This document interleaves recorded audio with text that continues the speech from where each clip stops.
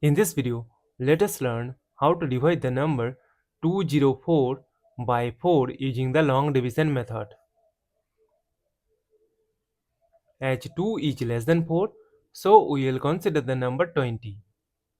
From the multiplication table of 4, it is known that 4 times 5 is 20. Subtract, we get a 0. Now 0 is less than 4. That is why we will bring down this number 4 here. Now see that this is the number 4. Therefore we will remove this 0. Now 4 times 1 is 4.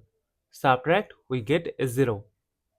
As we have no number to bring down here and got the number 0, so we will stop. Therefore 204 divided by 4 is equal to 51. And this is our final answer. Thank you for watching. Please like, share and comment on the video. Also do subscribe the channel.